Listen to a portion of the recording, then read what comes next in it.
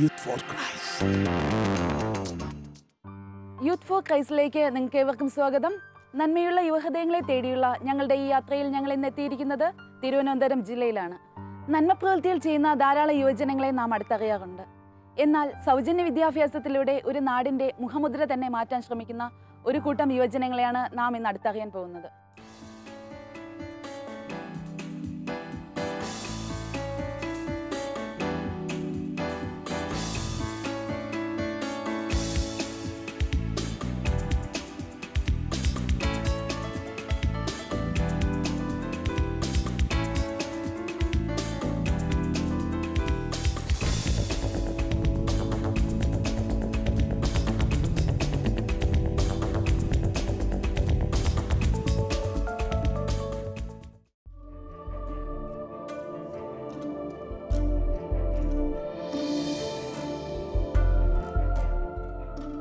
ഒരു നാടിൻ്റെ സ്വത്തെന്ന് പറയുന്നത് വളർന്നുവരുന്ന യുവതലമുറയാണ്.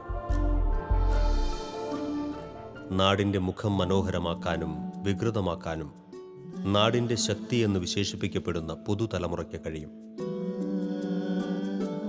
ഈ പ്രോഗ്രാമിലൂടെ പ്രേക്ഷകർ അടുത്തറിയുന്നത് നാടിൻ്റെയും സമൂഹത്തിൻ്റെയും സഭയുടെയും നന്മയ്ക്കായി പരിശ്രമിക്കുന്ന യുവരത്നങ്ങളെയാണ്. ഈ കൂട്ടായ്മയെ അടുത്തറിയാൻ ആഗ്രഹിക്കുന്ന നമ്മുടെ ശ്രദ്ധ തലസ്ഥാന നഗരിയായ തിരുവനന്തപുരത്തേക്ക് തിരിക്കാം.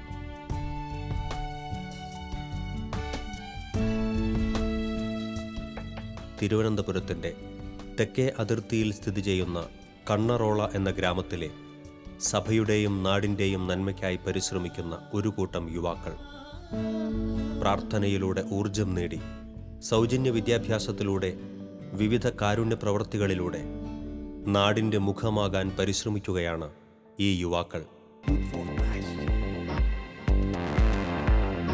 യൂത്ത്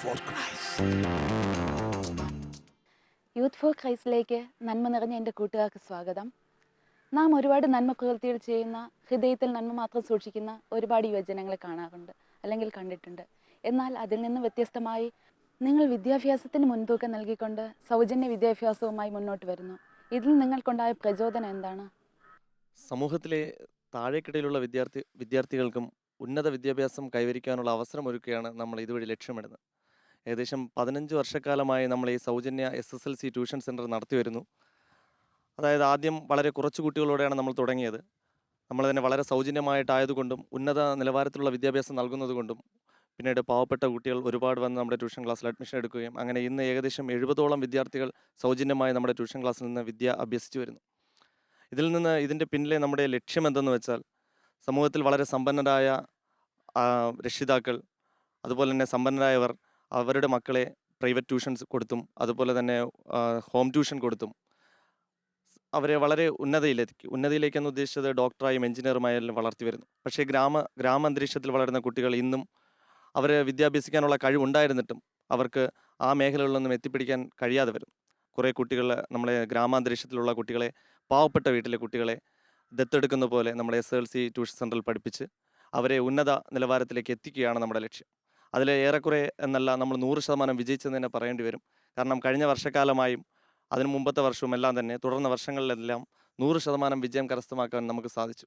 ഇതേ ആശയം തന്നെ മുൻനിർത്തിക്കൊണ്ട് പിന്നീട് വരുന്ന ഈ യുവജനങ്ങൾ ഈ ആശയം അല്പോടെ ഒന്ന് വിപുലീകരിച്ചതിൻ്റെ ഭാഗമായിട്ട് +1 +2 വിദ്യാർത്ഥികൾക്ക് എങ്ങനെ സൗജന്യമായി അപ്പോൾ ഈ എൻട്രൻസ് പരീക്ഷയിൽ പ്രാപ്തരാക്കുന്നതിന് വേണ്ടിയിട്ട് സൗജന്യമായി ലോങ് ടേം എൻട്രൻസ് കോഴ്സും അതുപോലെ എൻട്രൻസ് മെഡിക്കൽ ക്രാഷ് കോഴ്സും നമ്മൾ ആരംഭിക്കുകയും അതും വളരെ വിജയകരമായി 2 വർഷത്തോളമായി ഇങ്ങനെ നടന്നു വരികയാണ്.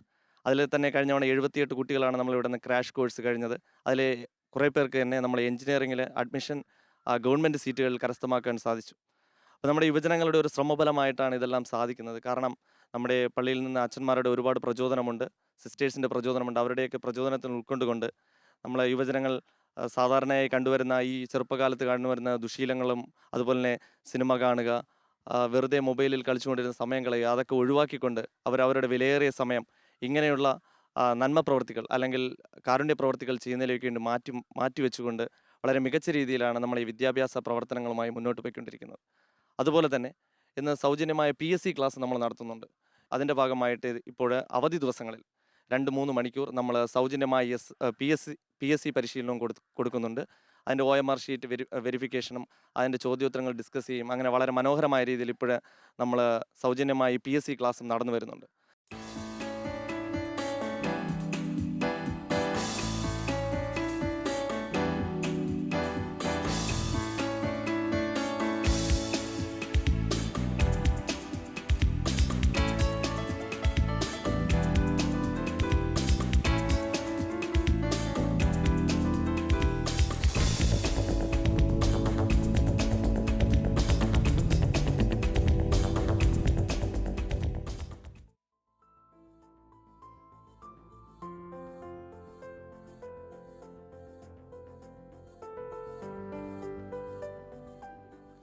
അപ്പോൾ അഡ്രിനൽ ഗ്രന്ഥിക്ക് എത്ര ഭാഗങ്ങൾ?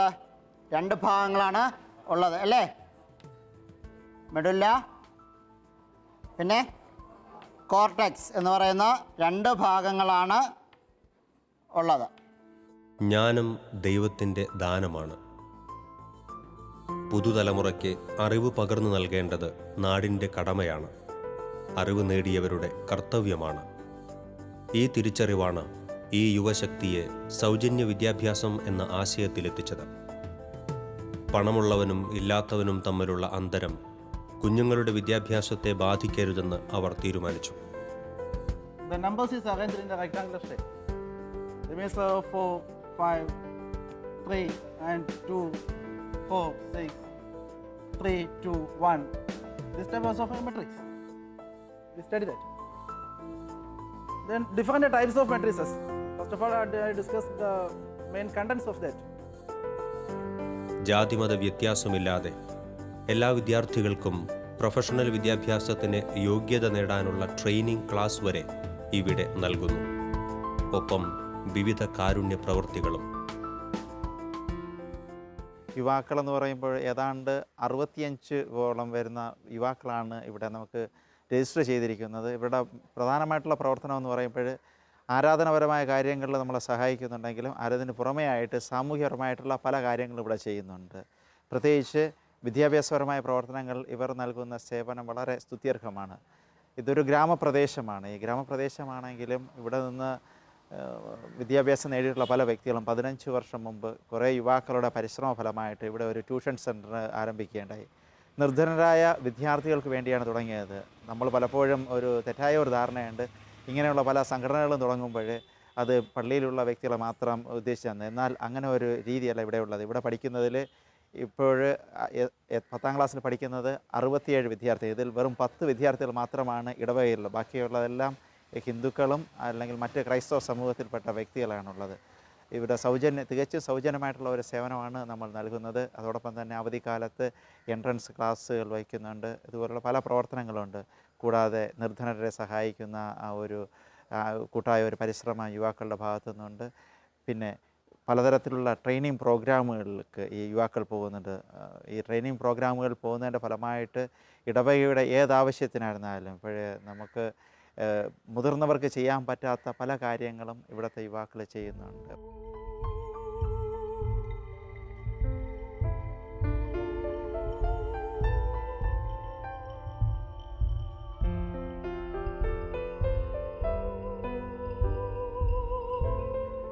പ്രാർത്ഥനയിലൂടെയാണ് ഈ കാരുണ്യ പ്രവർത്തികൾക്ക് ഇവർ കരുത്തു നേടുന്നത്.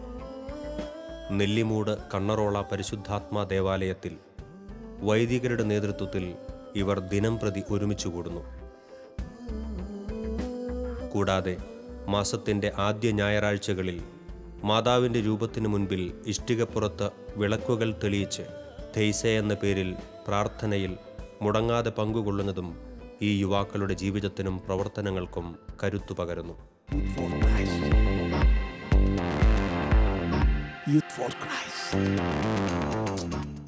എൻട്രൻസും ഈ മറ്റ് കോഴ്സുകളെല്ലാം നിങ്ങൾ സൗജന്യമായാണോ പഠിപ്പിക്കുന്നത്? അതെങ്ങനെ നിങ്ങൾക്ക് സാധിക്കുന്നു? നമ്മൾ തീർച്ചയായിട്ടും സൗജന്യമായിട്ട് തന്നെയാണത് പഠിപ്പിക്കുന്നത്. കാരണം നേരത്തെ സൂചിപ്പിച്ചതുപോലെ ഏകദേശം ഒരു 15 വർഷങ്ങൾക്ക് മുമ്പ് നമ്മുടെ സീനിയറായിരുന്ന ചേട്ടന്മാരും ചേച്ചിമാരുടെ അവരുടെ ഒരു ആശയമായിരുന്നത് നമ്മുടെ പള്ളിയിൽ വരുന്ന പാവപ്പെട്ട പുറത്തുപോയി പഠിക്കാൻ കഴിവില്ലാത്ത കുട്ടികൾക്ക് വേണ്ടിയിട്ടാണ് ഈ ഒരു സംരംഭം തുടങ്ങുന്നത്. അപ്പോൾ തന്നെ അത് അവർ ചെറിയ രീതിയിലാണ് തുടങ്ങിയത്. അത് അവരെ ക്ലാസ് എടുത്തുകൊണ്ടിരുന്നതും വിദ്യാഭ്യാസമുള്ള പുറത്ത് ട്യൂഷൻ ഫീൽഡിലും സ്കൂളുകളിലൊക്കെ പഠിപ്പിക്കുന്ന അധ്യാപകരെ തന്നെയാണ് സൗജന്യമായിട്ട് തന്നെയാണ് പഠിപ്പിച്ചുകൊണ്ടിരുന്നത്. അതിങ്ങനെ വിപുലീകരിച്ച് ഇപ്പോൾ ഏകദേശം 70ഓളം കുട്ടികൾ നമ്മുടെ ട്യൂഷൻ ക്ലാസ്സിൽ പഠിപ്പിക്കുന്നുണ്ട്. മറ്റ് ട്യൂഷൻ സെൻ്ററുകളിൽ നിന്ന പോലെ തന്നെ എല്ലാ ദിവസവും രാവിലെയും വൈകുന്നേരവും അവധി ദിവസങ്ങളിൽ ഫുൾ ടൈമാണ് അവർക്ക് ക്ലാസ് അറേഞ്ച് ചെയ്യുന്നത്. ഞായറാഴ്ച ദിവസവും ക്ലാസ് ഉണ്ട്.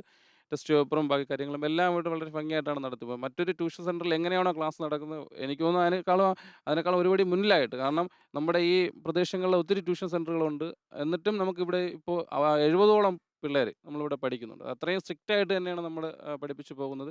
പിന്നെ ഇതിൻ്റെ വരുമാനം എന്ന് പറയുന്നത് തീർച്ചയായിട്ടും അധ്യാപകർ സൗജന്യമായിട്ടാണ് വന്ന് പഠിപ്പിക്കുന്നത്. അപ്പോൾ നമുക്ക് അവർക്ക് ഫീസ് കൊടുക്കേണ്ട കാര്യം വരുന്നില്ല. അപ്പോൾ അത് പോയിട്ട് പിന്നെ ബെഞ്ച്, ഡെസ്ക് അങ്ങനെ കുറച്ച് സാധനങ്ങളൊക്കെ ഉണ്ട്. അത് നമ്മുടെ സംഘടനയിൽ തന്നെ നമ്മളെന്തെങ്കിലും നറുക്കെടുപ്പ് അങ്ങനത്തെ എന്തെങ്കിലുമൊക്കെ പ്രോഗ്രാംസ് ചെയ്ത് അതിൽ നിന്ന് കിട്ടുന്ന ആ ഒരു തുച്ഛമായ പൈസ കൊണ്ടാണ് നമ്മളിത് ട്യൂഷൻ ക്ലാസ് നടത്തിക്കൊണ്ട് പോകുന്നത്. പിന്നെ അതിലുപരി നമുക്ക് വളരെ അഭിമാനത്തോടു കൂടി പറയാൻ സാധിക്കുന്ന ഒരു കാര്യം എന്ന് പറയുന്നത്, നമ്മുടെ ഈ ട്യൂഷൻ സെൻ്ററിൽ പഠിച്ച അത് ഏകദേശം ഒരു 10-12 വർഷം മുന്നേ ഇവിടെ പഠിച്ച പിള്ളേർ തന്നെ ഇന്ന് ഗവൺമെൻറ് ജോലിയിലിരിക്കുന്ന കുട്ടികളുണ്ട്. അപ്പോൾ അവർ സാമ്പത്തികമായിട്ട് ഇപ്പോൾ ചെറിയ സംഭാവനകളൊക്കെ പ്രസ്ഥാനത്തിന് നമുക്കിതിന് വേണ്ടിയിട്ട് ഈ ക്ലാസ്സിന് വേണ്ടിയിട്ട് ക്ലാസ്സിൻ്റെ നല്ല നടത്തിപ്പിന് വേണ്ടിയിട്ട് അവർ തരുന്നുണ്ട്.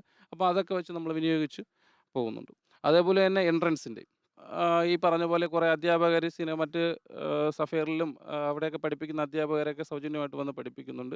പിന്നെ ഹയർ സെക്കൻഡറി അധ്യാപകരുണ്ട്. അവരൊക്കെ നമ്മുടെ സൗജന്യമായിട്ടാണ് വന്ന് പഠിപ്പിക്കുന്നത്.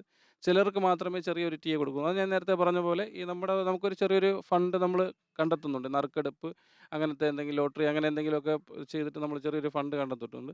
അത് വെച്ചിട്ടാണ് നമ്മൾ ഇതിങ്ങനെ ഭംഗിയായിട്ട് നടത്തിക്കൊണ്ട് പോകുന്നത്. നിങ്ങളുടെ ഇടവകയിലുള്ള കുട്ടികൾക്ക് മാത്രമാണോ ഈ സൗജന്യം ലഭിക്കുന്നത്, അല്ലെങ്കിൽ മറ്റു കുട്ടികൾക്ക് ഇത് ലഭിക്കാറുണ്ടോ? ഇല്ല, ഒരിക്കലും ഇല്ല.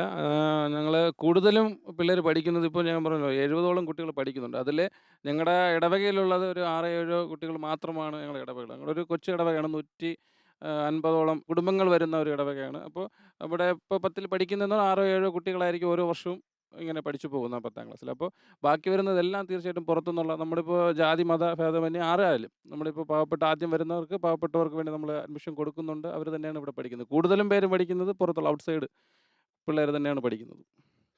അതേപോലെ തന്നെ എൻട്രൻസിനായാലും അങ്ങനെ തന്നെ ഒത്തിരി ദൂരെ നിന്ന് വന്ന് പഠിക്കുന്നവരുമുണ്ട്. നമ്മുടെ ക്രിസ്ത്യൻസുമായിട്ടുള്ളവർ മാത്രമല്ല, വേറെ സമുദായത്തിലുള്ളവരും എല്ലാവരും. അങ്ങനെ നമ്മൾ അത് നോക്കിയിട്ടല്ല ഈ ഒരു സംരംഭം നടത്തുന്നത്. എല്ലാ കുട്ടികൾക്കും നമ്മുടെ ഇതൊരു പ്രയോജനം വരത്തക്ക രീതിയിലുള്ള ക്രമീകരണമാണ്, ക്ലാസ്സുകളാണ് നമ്മൾ അറേഞ്ച് ചെയ്തിട്ടുള്ളത്. വിദ്യാഭ്യാസ മേഖലയിൽ മാത്രമാണോ നിങ്ങളിപ്പോൾ ലക്ഷ്യം വയ്ക്കുന്നത്? മറ്റെന്ത് മേഖലകളൊക്കെയാണ് നിങ്ങളിപ്പോൾ ശ്രദ്ധിക്കുന്നത്? വിദ്യാഭ്യാസ മേഖലയിൽ മാത്രമല്ല, മറ്റ് മേഖലയിലും നമ്മുടെ പ്രവർത്തനങ്ങൾ നമ്മൾ തെളിയിക്കുന്നുണ്ട്. കാരണം നമ്മൾ വർഷം തോറും ഓർഫനേജ് സന്ദർശനം നടത്താറുണ്ട്. ഓർഫനേജ് സന്ദർശനത്തിൽ പോകുമ്പോൾ നമ്മൾ അവിടെയുള്ള കുട്ടികൾക്ക് നമ്മളാൽ കഴിയുന്ന ഹെൽപ്പ് നമ്മൾ ചെയ്യാറുണ്ട്. അവർക്ക് വസ്ത്രങ്ങളായാലും ഫുഡായാലും നമ്മളാൽ കഴിയുന്ന അത്രയും നമ്മൾ എത്തിച്ചു കൊടുക്കാറുണ്ട്. പിന്നെ മാത്രമല്ല, ഓണാഘോഷം വരുമ്പോഴത്തേനും നമ്മൾ ഇതുപോലെ നമ്മുടെ പള്ളിയിലോ അല്ലെങ്കിൽ നമ്മുടെ സമീപ പ്രദേശത്തോ വളരെ പാവപ്പെട്ടവരായി കഴിയുന്ന ഫാമിലീസിനെ കണ്ടെത്തിയിട്ട് അവർക്ക് നമ്മളാൽ കഴിയുന്ന അത്രയും ഹെൽപ്പ് നമ്മൾ ചെയ്തു കൊടുക്കാറുണ്ട്. പിന്നെ മാത്രമല്ല, ആരെങ്കിലും രോഗികളായി കഴിയുന്നതായിട്ട് നമ്മൾ ശ്രദ്ധയിൽപ്പെടുകയാണെന്നുണ്ടെങ്കിൽ നമ്മളവിടെ നമ്മുടെ ഇടവികാരിയും വിളിച്ചുകൊണ്ട് അവിടെ പോയി പ്രാർത്ഥിക്കുകയും മറ്റു കാര്യങ്ങളെല്ലാം നമ്മൾ ചെയ്യാറുണ്ട്.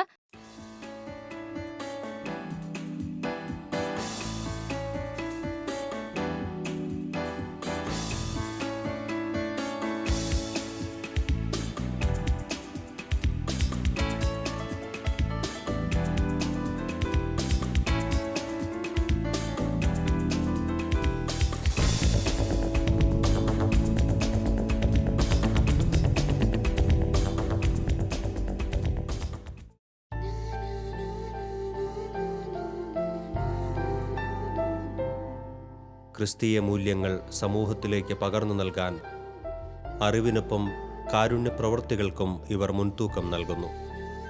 അതിനായി പ്രധാനമായും ശ്രദ്ധ കേന്ദ്രീകരിക്കുന്നത് സൗജന്യ മെഡിക്കൽ ക്യാമ്പുകൾക്കാണ്.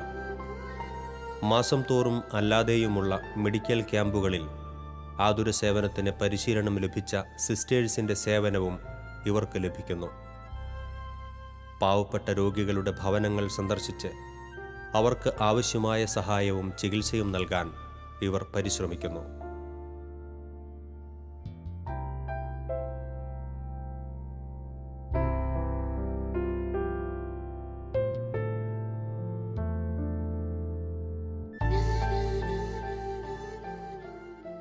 കണ്ണറവളയിലുള്ള ഈ യുവജനങ്ങളെ പറ്റി ചിന്തിക്കുമ്പോൾ, അവരുടെ പ്രവർത്തനങ്ങളെപ്പറ്റി ചിന്തിക്കുമ്പോൾ അവർ വളരെയധികം അഭിനന്ദനം അർഹിക്കുന്ന സഹോദരന്മാരാണ്. പ്രത്യേകിച്ച് ഈ നാടിൻ്റെ മുഖം മാറ്റാനായി അവരെടുക്കുന്ന ഓരോ എഫേർട്ടും, അതിലും പ്രത്യേകിച്ച് പറഞ്ഞാൽ അവർ ചെയ്യുന്ന മെഡിക്കൽ ക്യാമ്പ്, കുട്ടികൾക്കുള്ള വിദ്യാഭ്യാസം, അതുപോലെ ഡിഫറെൻറ്റ് പ്ലേസസിൽ അവർ പോയി അനാഥർക്കും പാവങ്ങൾക്കും വേണ്ടി ചെയ്യുന്ന അനേകം ദാനധർമ്മങ്ങളും സാമ്പത്തിക സഹായങ്ങളും, ഇങ്ങനെ സമഗ്രമായിട്ടുള്ള ഈ നാടിൻ്റെ വളർച്ചയ്ക്ക് അവർ വളരെയധികം സഹായങ്ങളും അവരുടെ സമ്പത്തും സമയവും ചെലവഴിക്കാറുണ്ട്. പ്രത്യേകിച്ച് പറഞ്ഞാൽ ഈ യുവജനങ്ങൾ നല്ല വിദ്യാഭ്യാസ യോഗ്യതയുള്ളവരും, അതായത് MBA, എൻജിനീയറിംഗ് എല്ലാം പാസ്സായി അവർ ഓരോ ജോലിയിൽ പ്രവേശിച്ചവരുമാണ്. എങ്കിലും തങ്ങൾക്ക് ലഭിച്ച അതേപോലുള്ള വിദ്യാഭ്യാസവും സമൂഹത്തിലെ ഉന്നതമായ ഒരു സ്ഥാനവും മറ്റുള്ളവർക്ക് നൽകണമെന്നുള്ള ആ ചിന്തയിൽ അക്ഷീണം പരിശ്രമിക്കുന്ന ഈ കുട്ടികളുടെ ഇങ്ങനെയുള്ള ഈ ചിന്താഗതിയെ തീർച്ചയായും അഭിനന്ദിക്കാതിരിക്കാൻ വയ്യ. ഇവരുടെ പ്രാർത്ഥനയിൽ ഊന്നിയ ഈ ജീവിതം, ദൈവത്തോട് ഒന്നു ചേർന്നിട്ടുള്ള ആ ജീവിതം, അങ്ങനെ സഹനത്തിൻ്റേതായ ഈശോയുടെ ആ സഹന ജീവിതത്തോട് ഒന്നു ചേർന്നുകൊണ്ട് ഈശോ കാണിച്ചു വന്ന ആ വഴിയിൽ കൂടി നടക്കുന്ന അവരുടെ ആ ജീവിതത്തെ എപ്പോഴും ഞാൻ അഭിനന്ദിക്കുകയും, അതുപോലെ ഈ നാടിന് നന്മയ്ക്കായി അവർ പ്രവർത്തിക്കുന്ന ആ പ്രവർത്തനത്തെ എപ്പോഴും അഭിനന്ദിച്ചുകൊണ്ടും അവരുടെ ജീവിതം ദൈവത്തിൻ്റെ കൃപയാൽ നിറയട്ടെ എന്ന് ആശംസിക്കുന്നു.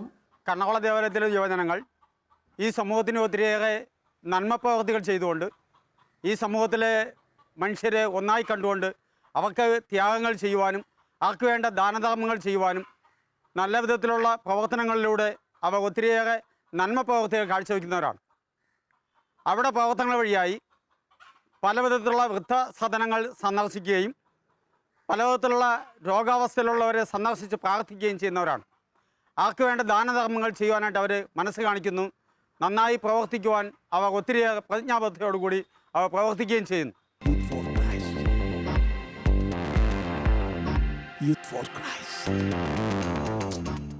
നിങ്ങൾ പ്രവൃത്തിയിൽ മാത്രം വിശ്വസിക്കുന്നവരാണോ? എങ്ങനെയാണ് നിങ്ങളുടെ പ്രെയർ ലൈഫ്? സത്യം പറഞ്ഞു കഴിഞ്ഞാൽ ഒരു യുവജനങ്ങൾക്കും ഒരിക്കലും അവരുടെ സാമൂഹിക ജീവിതത്തിൽ മാത്രം ഒതുങ്ങി നിൽക്കാൻ സാധിക്കില്ല. അവരുടെ ജീവിതത്തിൽ പ്രെയറിന് വളരെയധികം പ്രാധാന്യമുണ്ട്. അതിനായി ഞങ്ങൾ ചെയ്യുന്നത് മാതാവിൻ്റെ വണക്കമാസം തുടങ്ങുമ്പോഴത്തേനും എല്ലാ വെള്ളിയാഴ്ചയും ഞങ്ങളുടെ കുരിശടിയിൽ ഞങ്ങൾ ജപമാല ചെയ്യാറുണ്ട്. അതുപോലെ ജപമാല റാലികൾ സംഘടിപ്പിക്കാറുണ്ട്. രോഗികൾ കിടക്കുന്ന ഓരോരുത്തരുടെ വീട്ടിലും പോയി ഞങ്ങൾ പ്രാർത്ഥിക്കാറുണ്ട്. പിന്നെ മാസം മാസം തേസ്യ പ്രാർത്ഥന, അത് പ്രത്യേകതരമായ ഒരു പ്രാർത്ഥനയാണ്. തോമസ് മൂർ ദിനത്തോടനുബന്ധിച്ച് ഞങ്ങൾ നടത്തുന്ന പ്രാർത്ഥനകൾ, അതെല്ലാം നമ്മൾ വളരെ സജീവമായി എല്ലാ യുവജനങ്ങളും ഒരുമിച്ച് നിന്ന് ചെയ്യുന്ന ഒരു പ്രവർത്തനമാണ്. അതുപോലെ തന്നെ ജപമാല റാലികൾ ഞങ്ങൾ ഓരോ പള്ളികളിലും പോയി ചെയ്യാറുണ്ട്.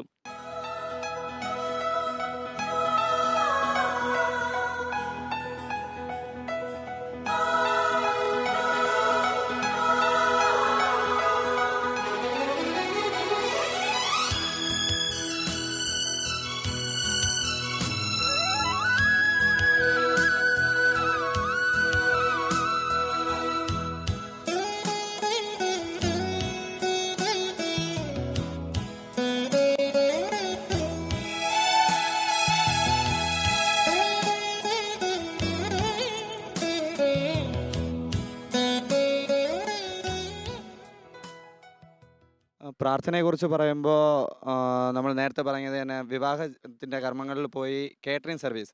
അപ്പോൾ ഞങ്ങളവിടെ ഒരു പ്രസൻറ്റ് കൂടെ നൽകുന്നുണ്ട്. അപ്പോൾ വെറുതെ എന്തെങ്കിലും കാണാൻ ഭംഗിയുള്ള എന്തെങ്കിലും ഒരു ഗിഫ്റ്റോ അങ്ങനെയല്ല ഞങ്ങൾ നൽകുന്നത്. ബൈബിളും ജപമാലയാണ് ഞങ്ങൾ നൽകുന്നത്. അപ്പോൾ അവരുടെ ജീവിതത്തിൽ മുന്നേറാനുള്ള പ്രാർത്ഥനാശക്തിയും ദൈവത്തിൻ്റെ വചനവുമാണ് നമ്മൾ അവർക്ക് നൽകുന്നത്. അതുപോലെ തന്നെ മറ്റ് ഇടവകയിൽ മാത്രമല്ല മറ്റ് സമൂഹങ്ങളിൽ കൂടെ പോയി പ്രാർത്ഥിക്കുക, രോഗികൾക്ക് വേണ്ടി പ്രാർത്ഥിക്കുക, അല്ലെങ്കിൽ അവർക്ക് വേണ്ടി ധനസഹായങ്ങൾ നൽകുക. സാമ്പത്തികം മാത്രമല്ല, പ്രാർത്ഥനാ കൂട്ടായ്മകളിൽ പോയി ഞങ്ങളുടെ പ്രവൃത്തികളും ഞങ്ങളുടെ സാന്നിധ്യവും എല്ലായിടത്തും ഞങ്ങൾ ഉറപ്പാക്കുന്നുണ്ട്. നമ്മളിപ്പോൾ പ്രാർത്ഥനയ്ക്കും പഠനത്തിനും പ്രാധാന്യം കൊടുക്കുന്നത് പോലെ തന്നെ നമ്മളിപ്പോൾ സാമൂഹ്യ പ്രവർത്തനങ്ങൾക്കും വളരെ പ്രാധാന്യം കൊടുത്തുകൊണ്ട് നമ്മൾ പ്രവർത്തിച്ചു വരികയാണ്.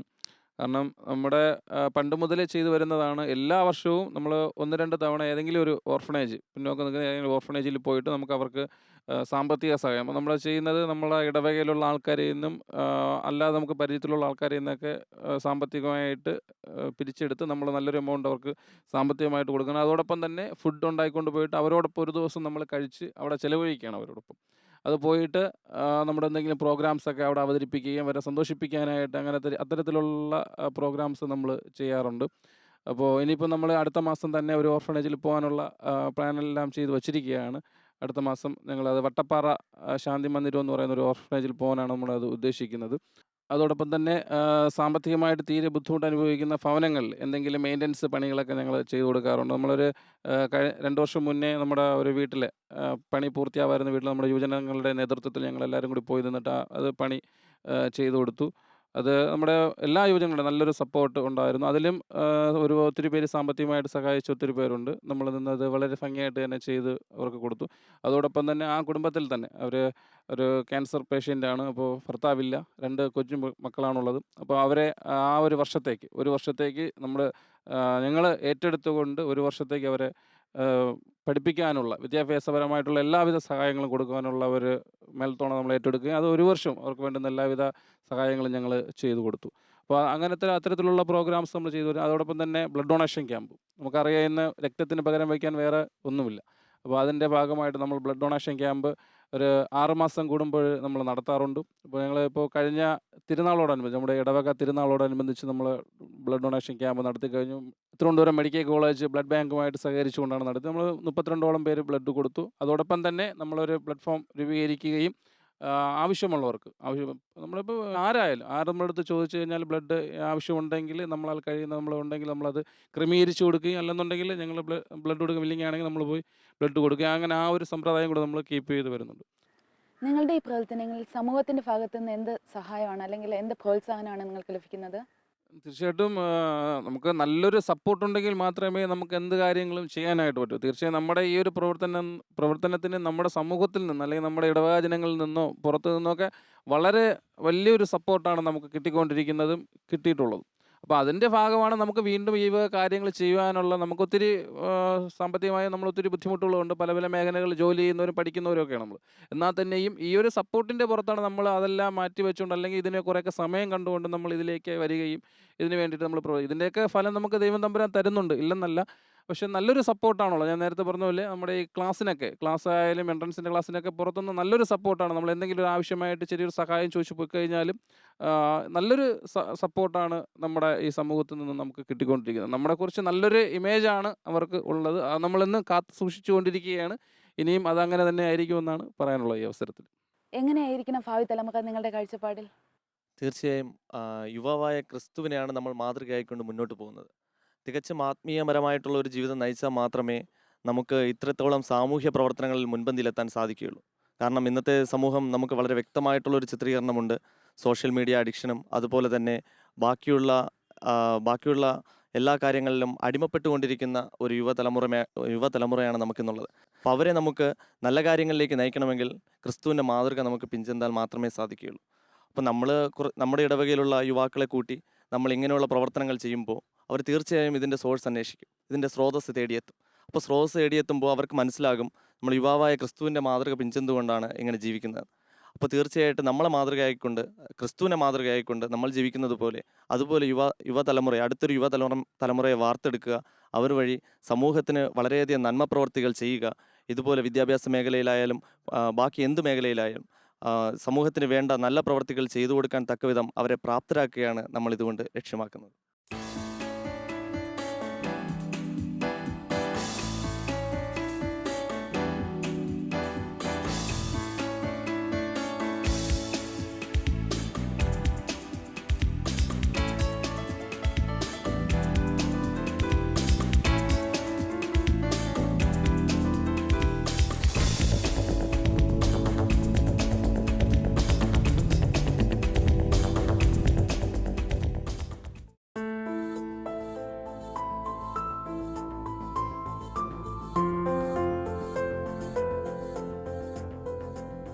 ഇവരിൽ ഭൂരിഭാഗവും ഉന്നത വിദ്യാഭ്യാസ യോഗ്യത നേടിയവരാണ് എന്നുള്ളതാണ് ശ്രദ്ധേയമായ കാര്യം. കരുണയുടെ കരങ്ങളുമായി ഈ യുവകൂട്ടായ്മ ഒരുമിച്ച് കൂടുമ്പോൾ പരിശുദ്ധാത്മാവിൻ്റെ സാന്നിധ്യം തങ്ങൾ അനുഭവിക്കുന്നതായി ഇവർ സാക്ഷ്യപ്പെടുത്തുന്നു.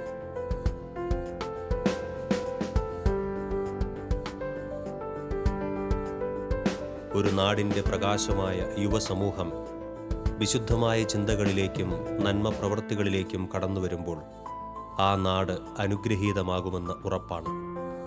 ദൈവേഷ്ടം നിറവേറ്റപ്പെടുമ്പോൾ ഇതുപോലുള്ള യുവ കൂട്ടായ്മകളും അനുഗ്രഹിക്കപ്പെടും.